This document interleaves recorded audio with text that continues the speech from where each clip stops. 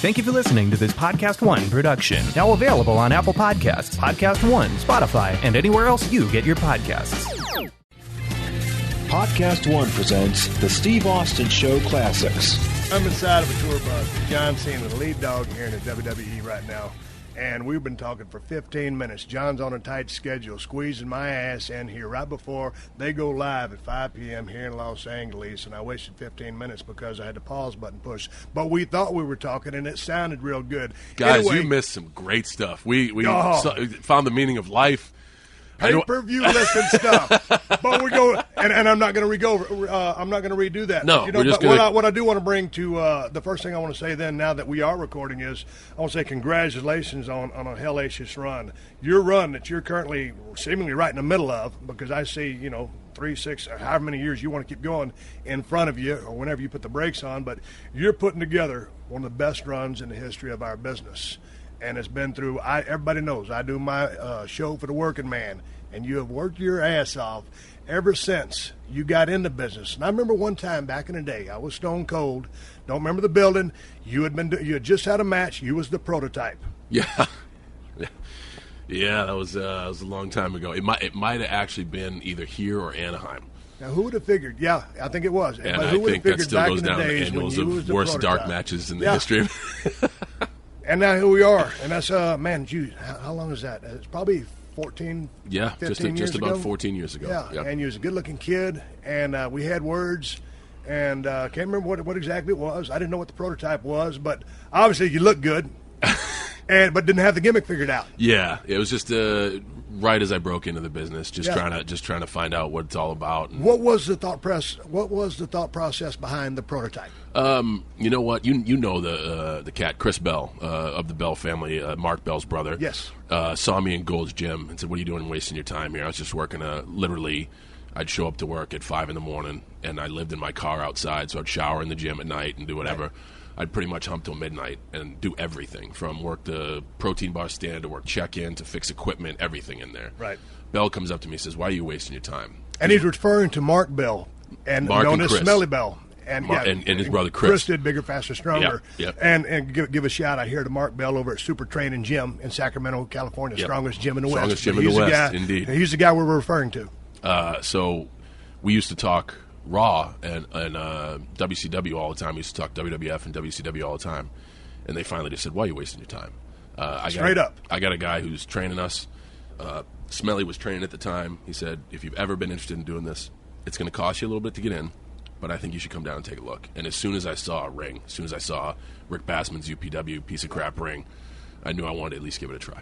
But were you a fan growing up? Absolutely. Because you come from the Boston area, right? I did, and I come from I don't think there is a normal family system, but I come from a family of 5 boys. Right. My dad was certainly a working man, worked his ass off, but wasn't into watching sports. He'd never sit down and watch football on a Sunday. We would watch wrestling, and he loved wrestling. My dad was the first family in West Newbury to get cable. Right. So he could watch NWA, AWA, World Class, Glow, and WWF as much as he could. And that's the only time, like, I never played catch with my dad. Let's go outside and work on fielding ground balls or work on your stance. That wasn't my dad. My dad was, okay, let's have a battle royal in the living room. And he would be in it. And he just... I'd like the coolest dad in the world. It really was awesome. But growing up in a small town, we were the one pro wrestling family in the small town, so we beat each other up, and we'd try to be as energetic at school, and it just oftentimes didn't fit. Hey, what kind of student were you? Good grades? I wasn't going to make Dean's List, but I wasn't I definitely wasn't a troublemaker. But did you have to crack the books and apply a little bit of effort, but you just kind of got by? If I look back, I wish I applied more effort. Right. So I wish I had done a little bit better, but I learned, I went to boarding school as a junior and a senior, so I lived away from home at age 16, and the lessons I learned about life from 16 to the time I finished college, so much better than anything I could learn in the classroom. But so then what was that, being self-sufficient and relying on yourself, getting things done?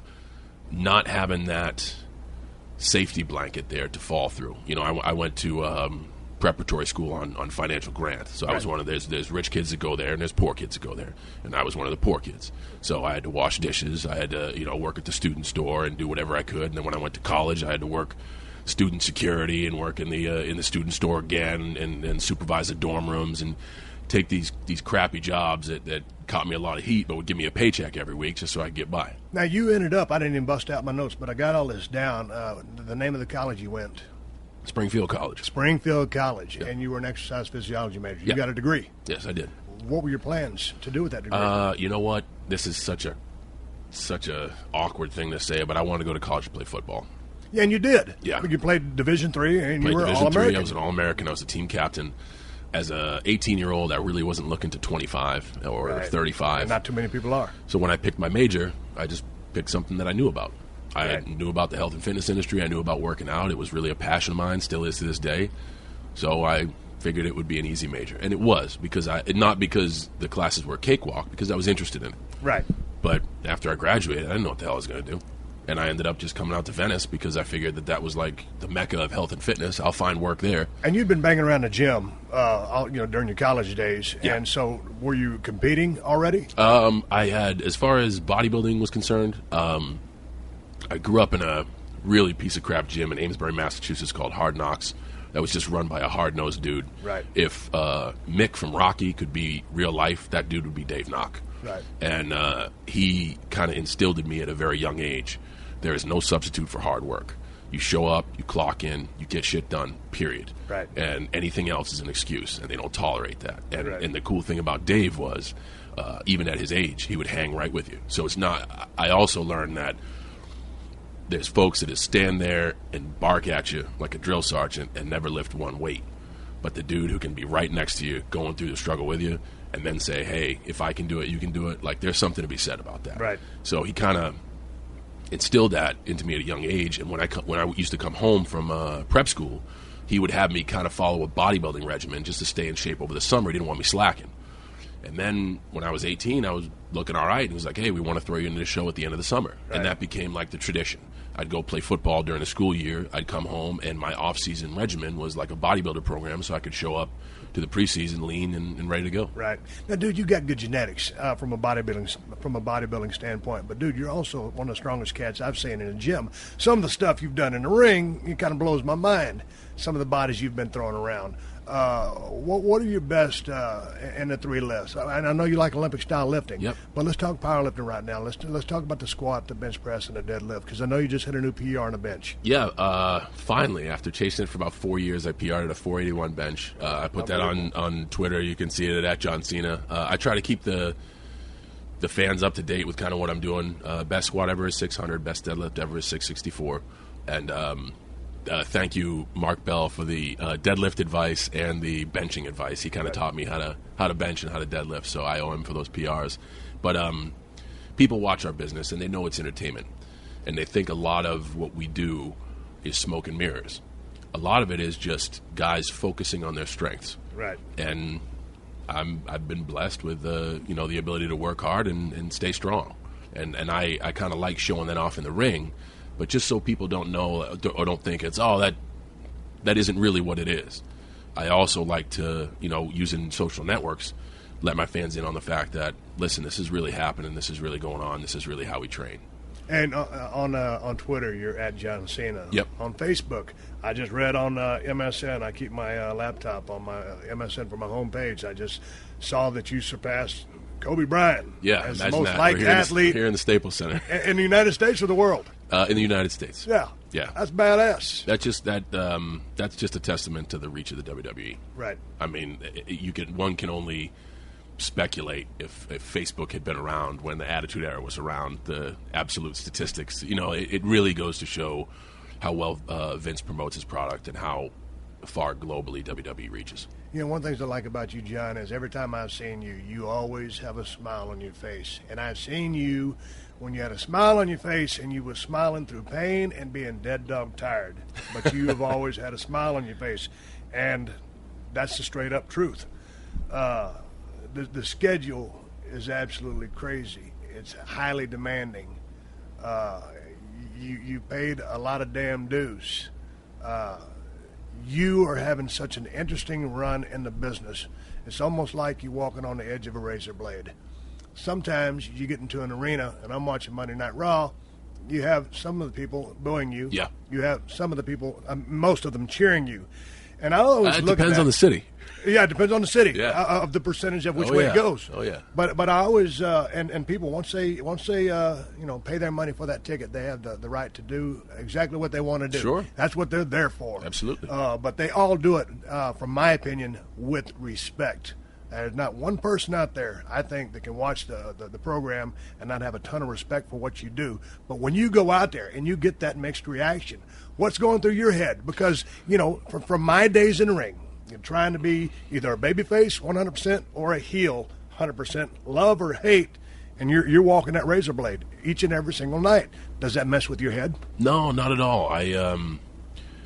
I've been fortunate enough to be surrounded by some good people in this business, and getting feedback from you, Triple H, Shawn Michaels, The Rock, Undertaker, even some of the producers, Pat Patterson, Arn Anderson, Vince McMahon himself. I've just been able to look at this product objectively. I take myself out of the equation, and I kind of understand where I am. This is the stuff that I obsess over. I can't stop thinking about this stuff. I think a lot of the reason the reactions are the way they are is for quite a few years WWE didn't step up to the plate and correctly build new superstars and correctly provide new main event talent. I often tell people that I'm working with, if they're in the ring and half the fans are cheering me and the other half are booing me, shouldn't you be the one that's mad? Because they're not noticing you at all. And people talk about being a babyface and being a heel. What happens when there's no one? Right. And that's honestly the thing. I wish, and right now I'm very excited, not only for stuff like the WWE Network, but I think we are on the cusp of getting a true all-star lineup for the first time in a long time. We have a lot of guys who are, some bright if spots not making some radar. noise, that are about to Right. make some serious noise. And I think you'll see that go away. And I'm objectively looking at it. Right. Because when you have one dude and you're trying to make superstars off of that dude, a majority of the audience just recognizes that one guy. Right. And that's why when you have a feud with Daniel Bryan or a feud with The Rock, you don't hear the "Let's go Cena, Cena sucks" as much. It's Right. cheer for one guy, boo the other guy. Right. But when it's a one-man party out there, oftentimes Right. the crowd is attached to the one man. Right. We've had conversations in the past. It's great to be hot. It's great to be hot, but you need somebody to dance with. It's all about the dance part. And I mean, it's not that what we have isn't good. No. I could waste 4 hours talking about the state of the business. Setbacks. I think guys can't overcome. I think we have a locker room full of very, very talented superstars, but I also think we have a locker room full of superstars that are fearful for their employment and are not willing to take that one step, that Austin 316 whipped your ass, or that put a hat on backwards and a chain around your neck when no one else is doing it. Go out on a limb. Go out on a limb. I feel sometimes when I come back every now and then and just kind of observe what's going on, and I'll probably step into the building here in a little bit, but I know a lot of guys are walking on eggshells because there is no other place to go. There is no alternative. Yeah. Can you go to the indie scene? Yes, you can. And I say this with all due respect to anybody on the indie scene, living their dream, doing their thing, having fun. When you're at this show, when you're at the level that you're at, there is no indie scene. No. It's this or nothing. And for these new cats coming up, it's great to get noticed on the indie scene, but this is where you want to be. With only one game in town. Play for the Yankees. Yeah, you want to play for the Yankees. But with only one game in town, I agree with you. I just think people are afraid to go out on a limb and take a chance. And like you said, to your point, the 316, the hat, the backwards, the chain. Just taking the a rap chance. type thing. And everyone thinks, critics especially, because critics just criticize. Everyone thinks that I was just handed the key to the city. You were not. People have to remember, I wasn't anybody's first choice. If you're You looking, were not. If you're looking at a bench of people, I'm last on the bench. And it was an extraordinary set of circumstances with the entire WWE roster that I even got a chance. And I knew that. I wasn't blind to what was going on. So what did I do with that chance? I made the most out of it. And I took risk after risk after risk. Countless weeks in a row, I was told by producers and Vince himself that I would be fired if I kept taking those chances. Right. But the one thing remained the same. I would go out there, and the audience would relate. Right. And in a business sense, where you're in the business of entertainment, whether it's opinionative. It's like floor gymnastics. I scored a 10, you scored an 8. Why? Highly Because subjective. I like this. Yeah, exactly. But the one constant is noise. And if you go out there to noise, then you're doing okay. And the thing that really, I don't get mad at a lot nowadays. The only thing that really frustrates me is when I see a guy with all the tools, or next to all the tools, who is just afraid to take that leap of faith. Because if you believe in yourself enough, and the best advice I got on psychology of WWE in general was from Shawn Michaels. And he said, if it's really loud, or if they're really loud, it was really good. Right. And that's it. And a lot of stuff, you can, looking back at what people say, like work rate or whatever, you know, if they're really loud, it was good. Because our job is to make the audience loud and make everything exciting and make everything heartfelt. And I think that's where the polarization of John Cena comes from. People know they're getting me. Right. I speak from the heart. If I win, I win. If I lose, I lose. You're getting me, no BS. Just like they were getting you. They got Steve Austin. When Stone Cold went down that ramp, there wasn't a second you didn't believe you were Stone Cold Steve Austin. And as a fan, that's what I can relate to, and that's what I'm getting goosebumps just talking about it. You know, and that's why I can keep a smile on my face, because I love what I'll do, and I'll be the guy who I'm going to play along with the plan. Right. But when you want me to do something, have some faith in me as a professional that I'm going to go out and do it my way. Right. Before I go to the Royal Rumble match with you and Randy Orton. Yeah. How much creative input do you have in everything that you're doing right now? Because I would imagine they're going to brush stuff by you, but you're carrying a pretty big stick right now. Oddly enough, you hear these stories about guys planning their own future and whatever. I'm not really good at quote-unquote booking stuff. I don't understand that. I don't want to say it doesn't interest me, but I'm good with, hey, we have this for you. Okay, I'm going to take this, I'm going to try to make it great. I would say I was kind of in the same boat with you. I'm kind of, okay, give me that steak, and then let me put a little salt and pepper on it. That's probably what I was best suited for. And that's actually, it's helped me in a way, because I never look forward to this or hang my hat on, well, I got this great idea and they didn't use it. So many guys are like, they didn't use my idea. Right. They just don't do that. You have to be able to take the steak that they give you, even if it's Waffle House thin, and make it taste good. Right. You know, so I get excited about working with new guys or giving new guys an opportunity. There's also so many people out there that will say, oh, you know, he's just hogging the spotlight and he won't even give anybody a chance. I could give you a list as long as the Constitution. And please, you know, like, let's do this. I think this guy has potential. Let's go with him. And that started back in Albany with Edge when we did the Elimination Chamber, and he won his first championship. Every single person who had a thought on that told me not to do it. Right. But I thought it was going to be great. Right. Hey, let's talk about the Royal Rumble match with you and Randy Orton just a couple of weeks ago as we speak. It was very interesting. Obviously, I loved it. I'm still in the business. I mean, I'm out of the business, but I'm in it. And anytime you can say something's interesting after seeing what you've seen, that's good. But, you know, you guys, I think it's a matchup that they've seen a lot.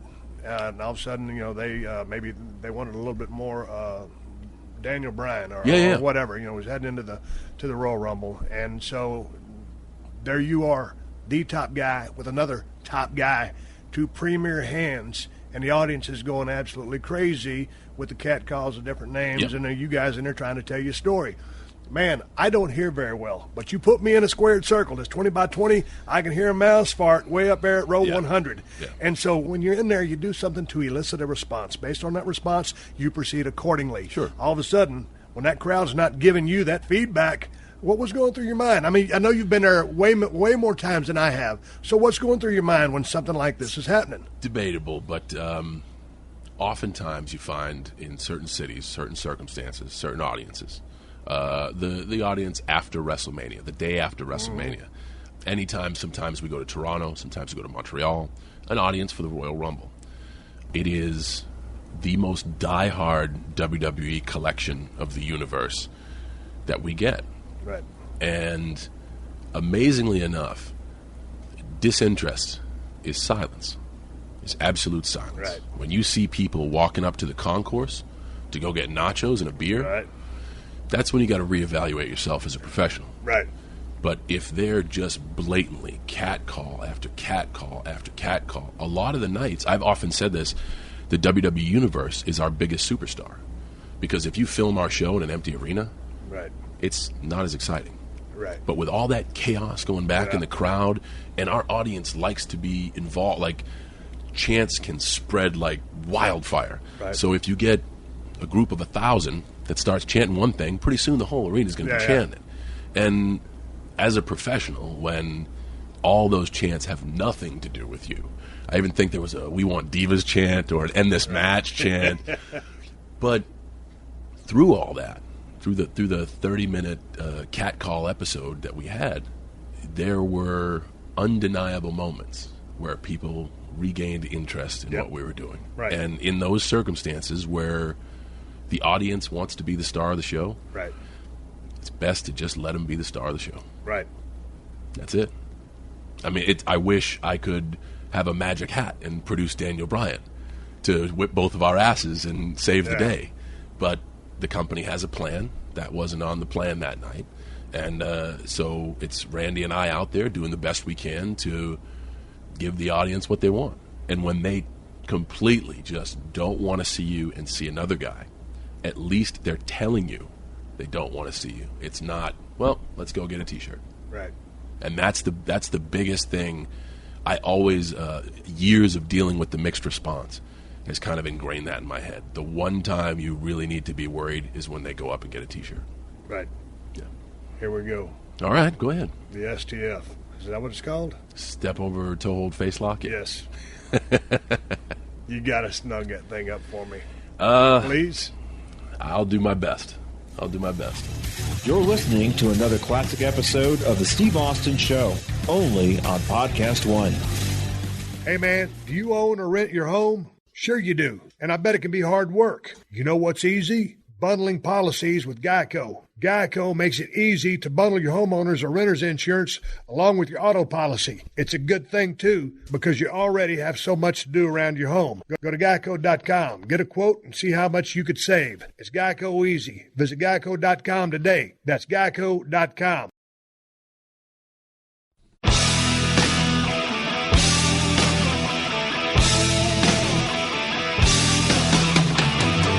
Folks, I'm inside of a tour bus with John Cena, the lead dog here in the WWE right now.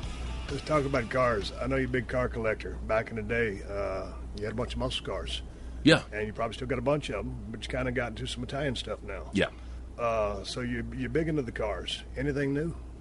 I think I have the stuff I want. I listened to you talk with Jerry Lawler about being wise with finance. And it's not how much you make, it's how much you save. Yep.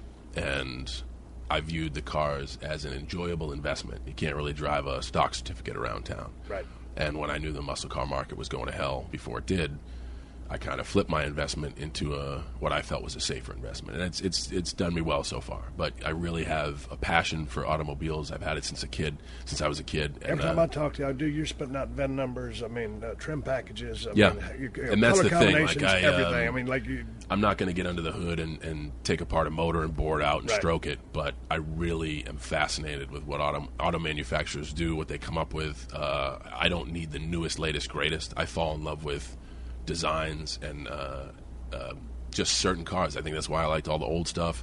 The Italian stuff I have isn't the newest, latest, greatest because you get killed on depreciation. It's a bad investment. But I'm a car guy. I just like You're cars. passionate about cars. I love driving. I love being in something going down the road. Do you enjoy driving as well? I do. I've had a few decent accidents in my day, so I think my days of driving like an idiot are over. Right. But I do enjoy those cars, especially the Italian sports cars, the mid-engine cars, are built to drive. So I have fun with those, but not reckless fun. But one gig, I think it was a couple of years ago. By the way, I feel so bad for Randy tonight because she told me to cinch up that hold. What's I'm going to be watching. Do you ever go to any driving schools?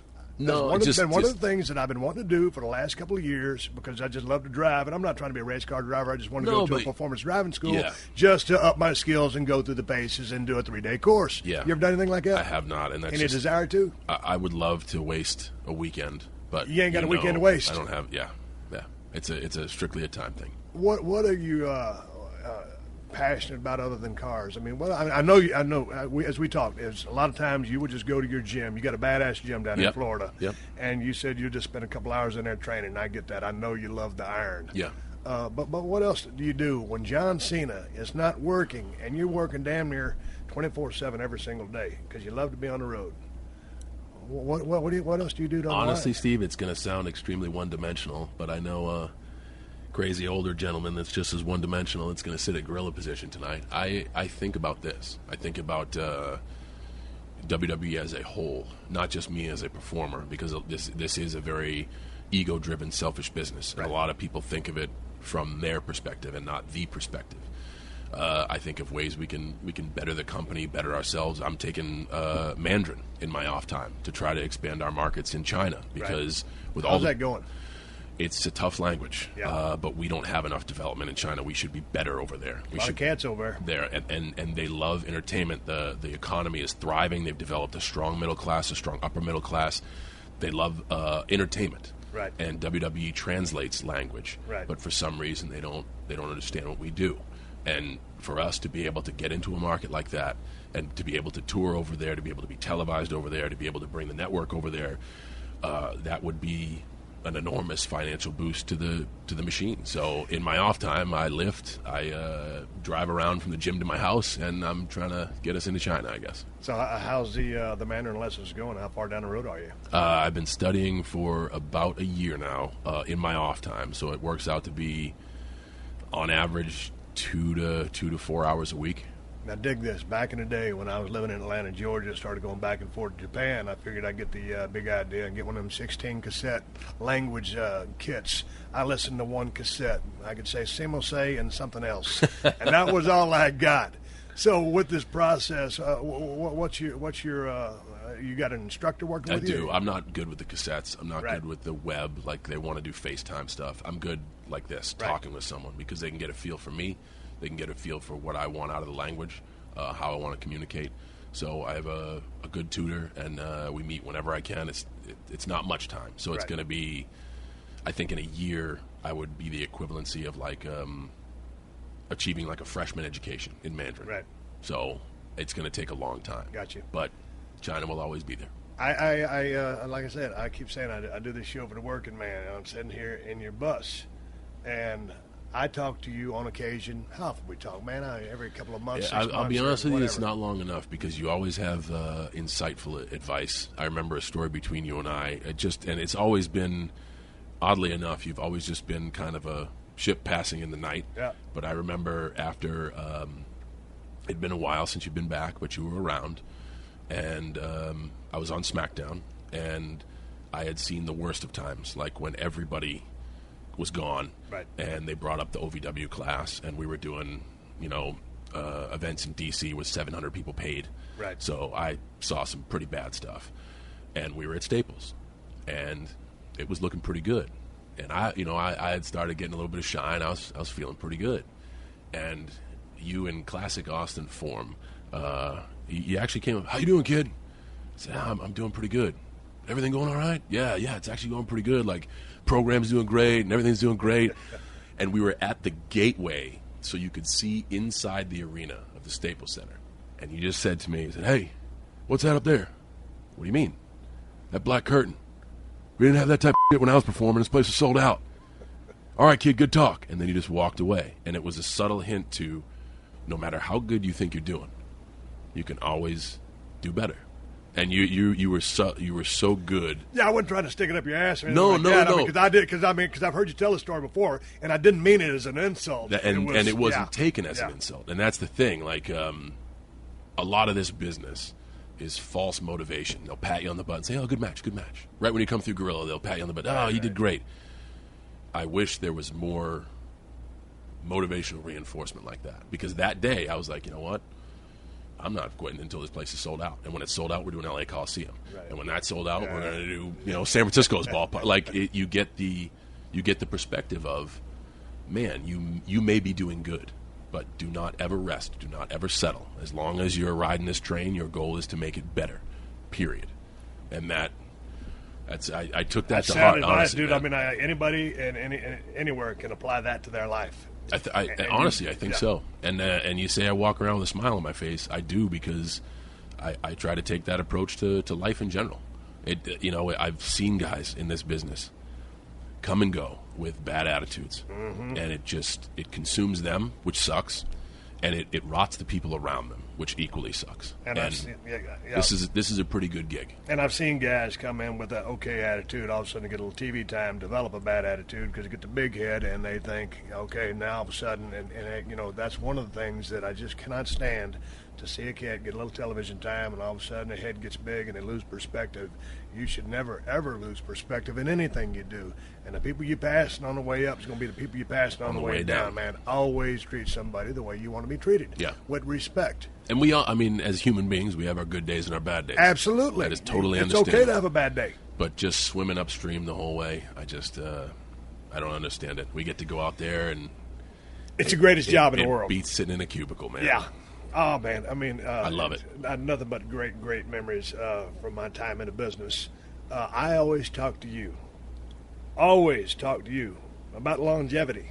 Yeah. God dang it, kid, I don't think you need to take this bump right here. Well, I know, and you still take a lot of high-risk bumps. Yes. Because you want to entertain the people. Yeah. And so... how are you feeling physically? You're still lifting heavy weights. You just had the PR on the bench. You look like $1 million. So you're taking good care of yourself. How's the body feeling? I'm doing the best I can. I feel great. I'll be turning 37 in April. I know you just had a birthday. It was probably a while back. Yep. Congratulations on your birthday. Yep. Happy birthday on yours coming up. 37 is you're very young in the business. You're a veteran. You've been in the business a long time, but that's still. You're even more peak years are ahead of you. Yes, but in your plea for longevity, you can't be young in the ring all the time. So right. I still feel as if I can keep up with anybody that walks through the door, and that's kind of why I do what I do. And I have a certain amount of stuff that I probably do regularly on a television basis, but every once in a while I want to try to do some stuff that's unique and make people go, wow, that's why I've been watching them for so long. And just our product is moving towards more action and less talk, so it is different. Is that good? I think it's good in a respect for international market, because the promos, if you're in Japan, if you're in China, if you're in Mexico, if you're in India, they don't necessarily speak the language. And if we don't have a good translation team over there, if I turn WWE on with no volume and I see two guys in a ring going at it, I understand it, no matter where I'm at. Right. Sometimes the talking stuff from a global standpoint isn't where it needs to be. Plus, I think more action gives guys who can actually work more opportunity. Yeah, but there's still, in the vein of building characters and personalities, there's a lot of backstage skits. You're not talking to Lou Thez, man. Right. I like the talking. Right. I like the entertainment. I like the character building. I wouldn't be here if it wasn't for that. But you know the deal. Okay, guys, we're going into the Attitude Era. Okay, guys, the Attitude Era is over.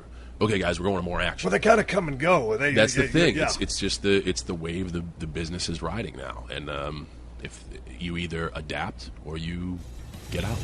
You're listening to another classic episode of The Steve Austin Show, only on PodcastOne.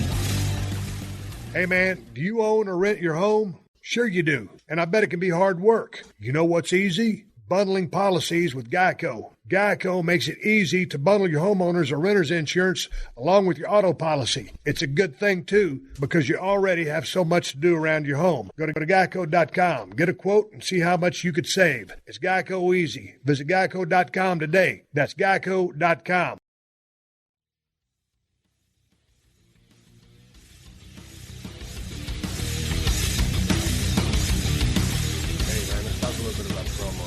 Sure. You, on a promo, I'm going to give you an A+. You got something to say. It's a message that I can understand and feel, and you're very articulate and eloquent. A lot of that's coming out of your head. A lot of it's coming out of your heart. I don't see a whole lot of paper in the life of John Cena. And that goes to speaking and actions in the ring too. Arn Anderson has been my longtime right hand and, awesome and mentor as a producer, as we call him. And his format of a John Cena match is an empty page, and I like that because it's. I like being able to go out there and do my best to try to feel the audience. And every once in a while, there is a crowd that wants to be the crowd. Right. But for the most part, you get to modify your performance and try to make it interesting. And that's what we do. And but on a verbal level, when just speaking, talking. I've always lived and died by, if all else fails, just be honest with them. And I think that's what people can take away from me. And that's why, like, so many people enjoy what I have to say or effing hate what I have to say, because I have a set of ideals, I stand by them, and if you don't like it, you're going to say you don't like it, you know? But that being said, it's a great promo because it's coming from your heart. I think, yeah, and it's not, you can tell, Steve, I can tell in 6 words if somebody's reading off a page. I can too, and I can see it in their eyes, because I can see their eyes and I can see there ain't nothing behind them, and I don't feel anything coming through those speakers on my TV. I got a pretty good TV. People afraid to go on a limb. Yeah, honestly, that's all it is. It's just lack of confidence. And the amazing thing is, a lot of these guys are so confident once they're in that box and the bell rings, doing their thing. And they know, I've talked to a lot of guys, they have such great personality. Like, whenever we want to go with someone or whenever there's any sign of potential in someone, I always try to get to spend some time with them and know them at a personal level, because you can know them. Jim Ross was brilliant at this. When he would scout guys, because I remember he scouted me. Right. I would spend so much time talking to JR, just talking, and he developed a sense of knowing you and knowing who you were. Right. And that helps when he goes to say, "This kid's got something." Right. I know he's got something. I know. I What know was he's not your your first conversation with Jim Ross? Did he know you had something? Because you had a great look from the word go. It was in the Roxy Theater in Los Angeles, and unfortunately, it was a very brief conversation because it was for Rick Bassman's UPW, and this was Jim Ross in the height of everything, coming to see our little podunk show, and everyone wanted his attention, and all I did was go up, shake his hand. I said, "Mr. Ross, it's very nice to meet you. Hopefully I'll see you again soon," and left. And that was because everyone was just hawking him, man. I didn't want to see like that guy. I gave him a firm handshake, looked him in the eye. I said, "It's nice to meet you. I hope to see you again soon." And shortly after that, he shipped me off to Kentucky, and he would, on the regular, come and check up on all of us. It wasn't just me. Right. Like, that's really one thing that he did well, is he really knew his talent personally, you know. The announcing game has changed a lot. Yeah. Don't talk so much about what's happening in the ring specifically, or help tell the story of what's going on in the ring from a visual standpoint. That being said, Michael Cole, JBL, Jerry Lawler do an outstanding job of doing what they do, but the machine has changed. Your thoughts on that? Because, man, and I'm not just saying Jim Ross, but I liked hearing about that story. I like, that the guys or the gals were telling in the ring. People, I think people, when it comes to this business, will always have their favorites. I think people who listen to Gordon Soley call them. Yeah, and I'm not picking favorites. I'm just talking about the disbursement of information. What I'm saying is, it's okay to pick favorites. Yeah. I used to love Gorilla Monsoon. I did too. Like I love Vince, and he could go way off and be crazy and corny, but sometimes the way he said stuff, I just loved it. I think it's kind of like I said, the machine itself changes and adapts, and is not afraid to create the next movement, like the network and like the PG era, and like even switching the focus of commentary. We have so much information to give our audience. Hey, we have an application out. Hey, this is us on social networks. Hey, there's a network, by the way. Into a nuclear physicist. There's a lot of information coming out there. Yeah. So we have to educate our audience on, we have this coming up. We have this coming up. This is how you use this. And that takes airtime. So with all that information, it's very difficult to focus on the action at hand. But I think the guys do, like you said, I think the guys do an outstanding job of carrying the show, especially now that it's 3 hours long. Yep. Which I think is Let's go to ambitious. that. Let's talk about a 3-hour Monday Night Raw, because you were around for the 2-hour Yes. Raw. A lot of these cats just coming in the system came into a 3-hour system. Mm-hmm. So you've seen that change. You felt that change. You're right in the middle of it right now. How is that 3 versus 2? I think in a live event capacity, and I've done 250 live events a year for 12 years now, so that's a lot of live events. That's an ass load of work, people. That's working your ass off. Go ahead. I really think the optimum time, it's almost like when you're watching a movie. Movies are 90 minutes. They're a little bit more than 90 minutes. My window is 2.5 hours. Right. 2.5 hours from green flag to checker. Right. And I think that's just that optimum time where even if it's 2.5 balls to the wall and people want more and they want to come back. And now we tape programming before Raw. There is Raw and there's post-Raw. It's a stretch. I think the creative department and I think the superstars are doing the best they damn well can to carry that 3 hours. And it's going to be a transition. But ratings are holding steady, and apparently people want to see it. So that, I mean, I have my own little data that I think, I think this. Yeah. And then they come with the real data and say, well, you thought wrong. Right. It's just it's tough to carry. It is. It's from a performance standpoint, being on segment 1, opening the show, and then having a main event match towards the end of the show. That's a lot of time to think and interpret, and it's tough. But I mean, that's why we do what we do, because we're over in the WWE.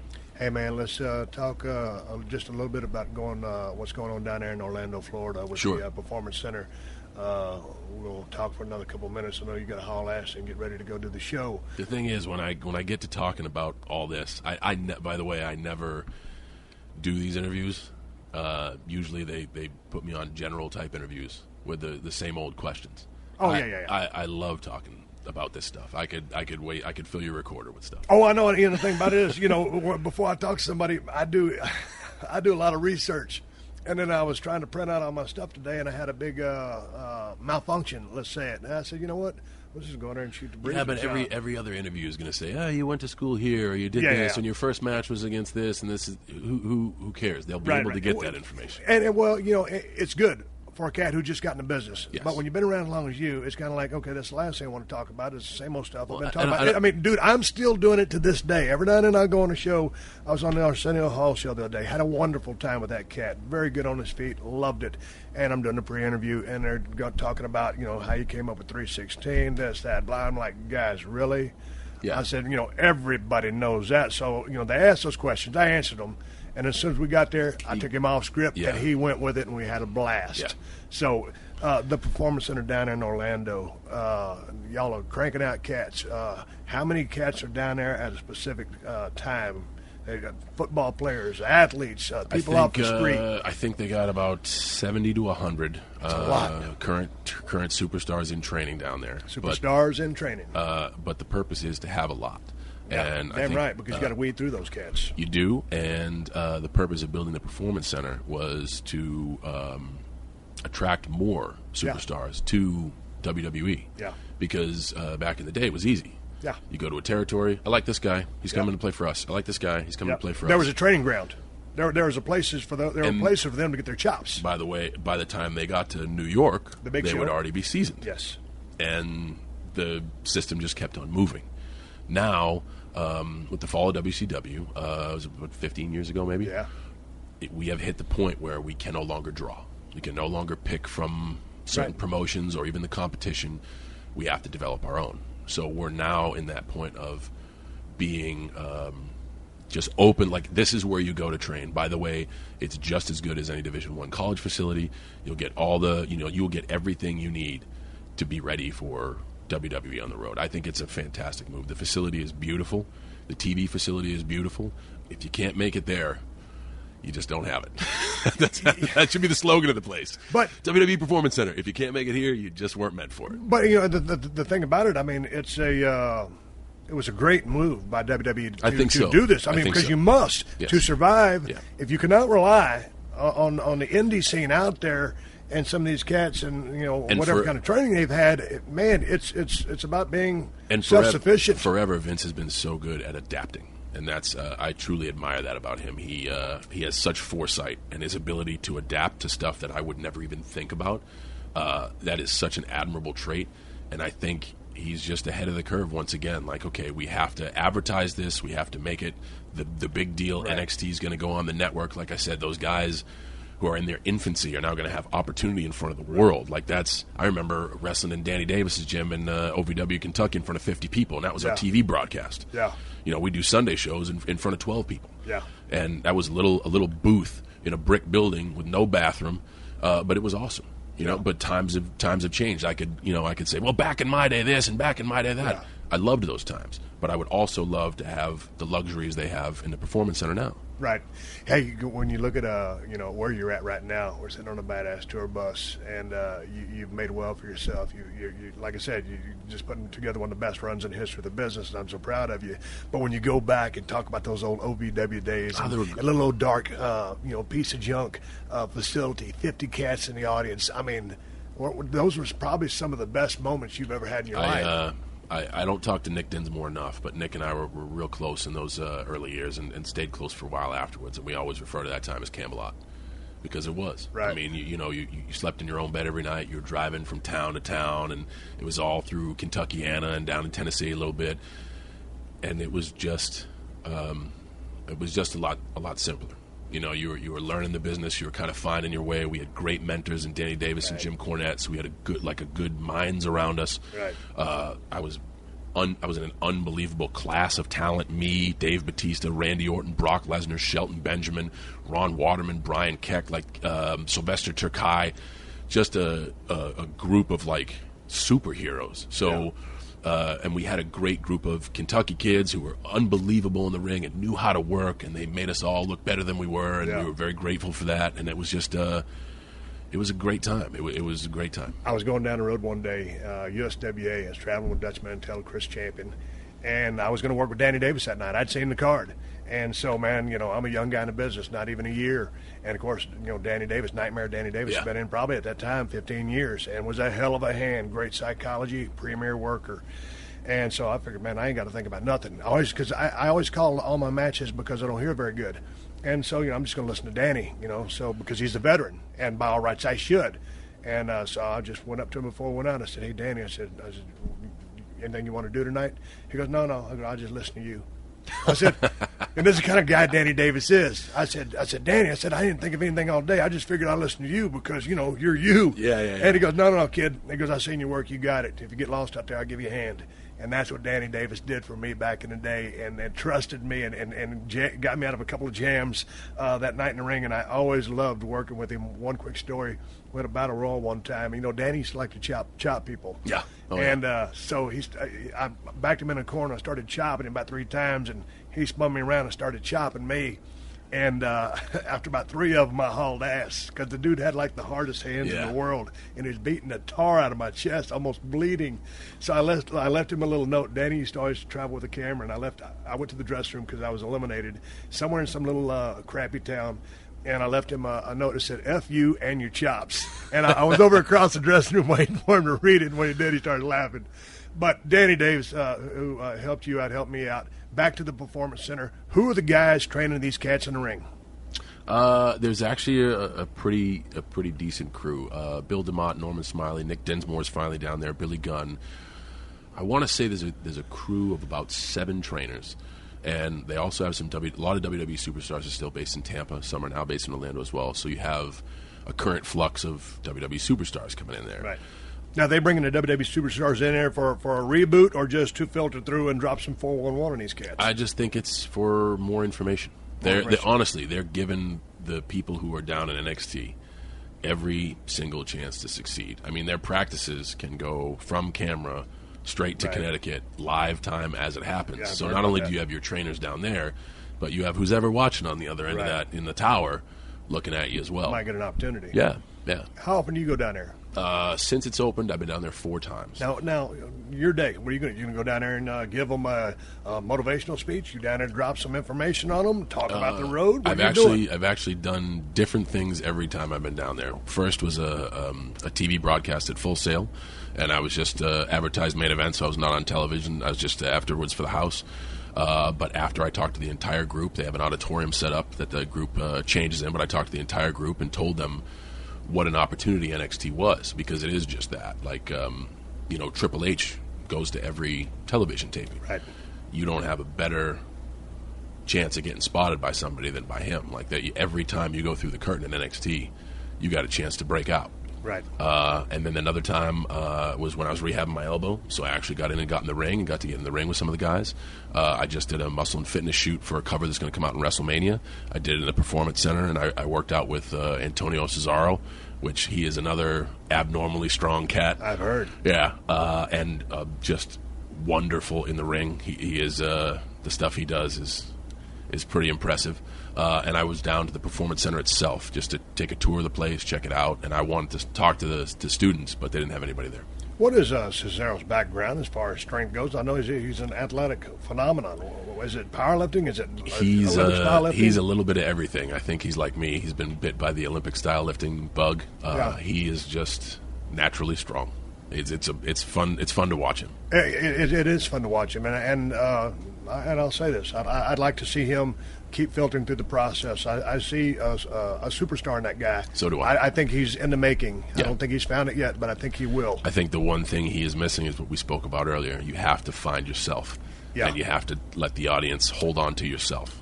That and he's got to be able to express that to Yep. Vince. And to go back to your point about Vince, Vince and his vision and his foresight, the ability to see and understand things. The thing I always liked about Vince was if you present that guy with an idea, he will listen to you. Yeah, absolutely. He will lend an ear to anybody who's got an idea.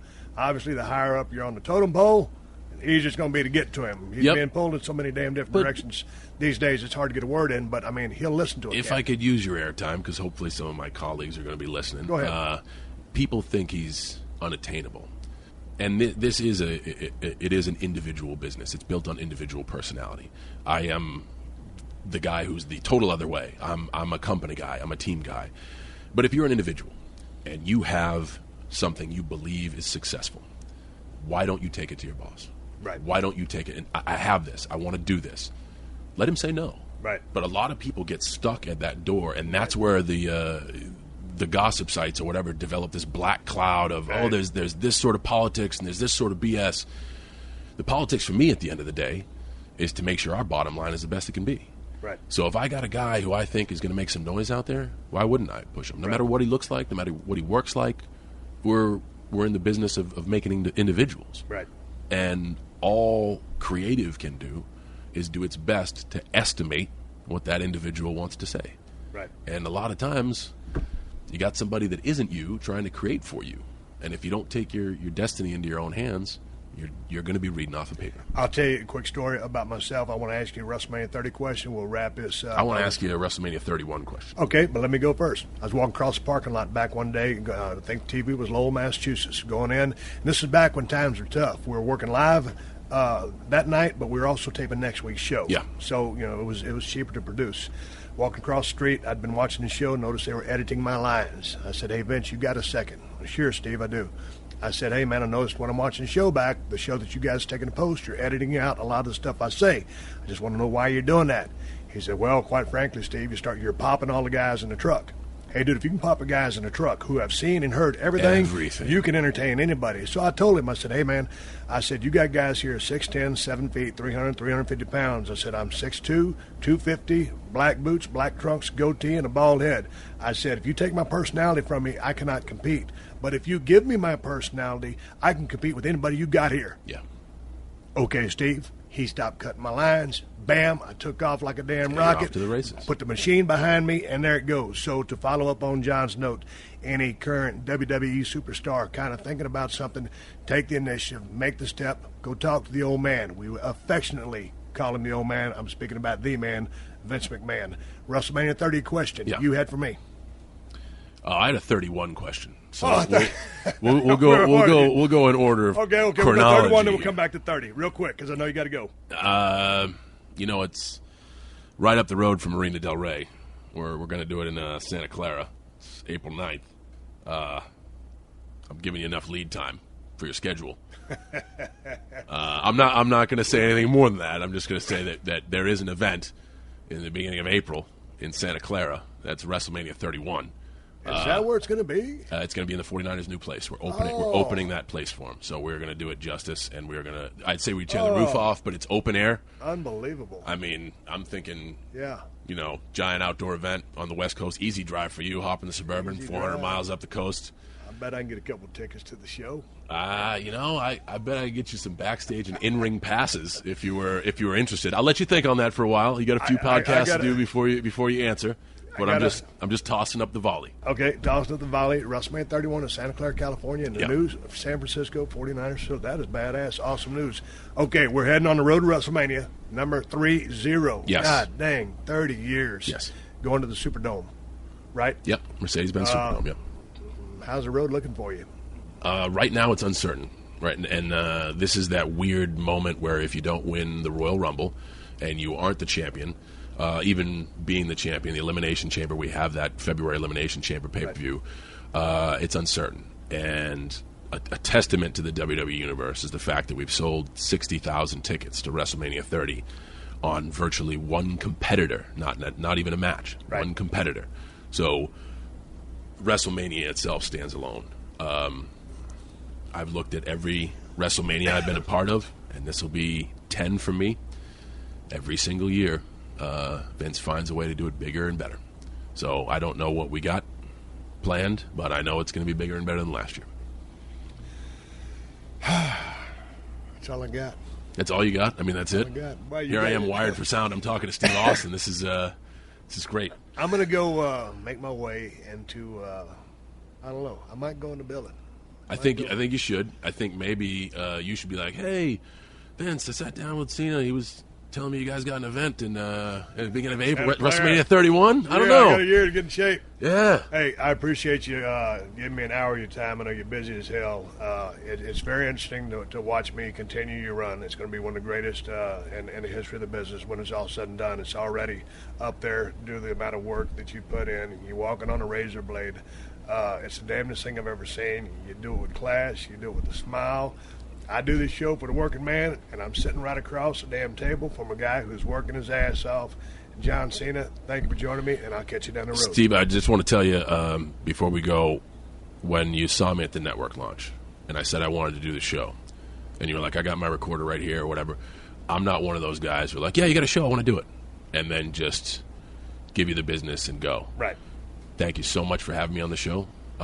I consider you an inspiration. I consider what you've done in the industry a benchmark that everyone should shoot for. I consider you a mentor, even though I wish we had more time together. I truly wish we had time in the box to dance because I think it would be the world's greatest attraction.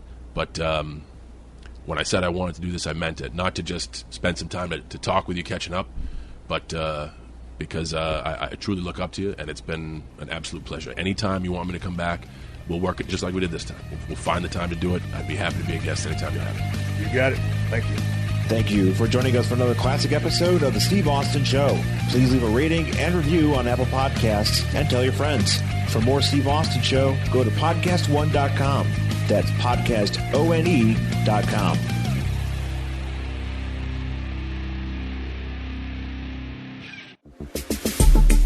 Hi there, and welcome to The Inevitable. This is our new podcast where we're talking about the future of the car. This means everything from electrified vehicles to cars that drive themselves. Where are we going and how will we get there? I'm Johnny Lieberman from Motor Trend, joined by Ed Lowe, and we are going to talk to some amazing guests. We have Reggie Watts, we have Sung Kang, we have James Marsden, we have Spike Feresten, Kristen Lee, Derek Jenkins, a whole bunch of actors, celebrities, car crazy folks, people from in and outside the industry. It's going to be great, and you can find it on PodcastOne.com or anywhere you listen to your favorite podcast. We're also doing a video series as well. That's on MotorTrend.com/The Inevitable or on YouTube.com/MotorTrend. come join us. Yo, what's good? It's your boy, Big Brother Jake, a.k.a. Jake Warner, my government name. Check it out. I host a show called the Big Brother Jake Podcast, and I've taken my talents to the biggest and baddest platform on the planet. That's right, baby, PodcastOne. My show is unique as I talk about everything. Life, sports, entertainment, being a single dad juggling several jobs. I'm a hot mess, but it's damn entertaining. Subscribe and review now on Apple Podcasts and listen on PodcastOne or wherever you get your podcasts.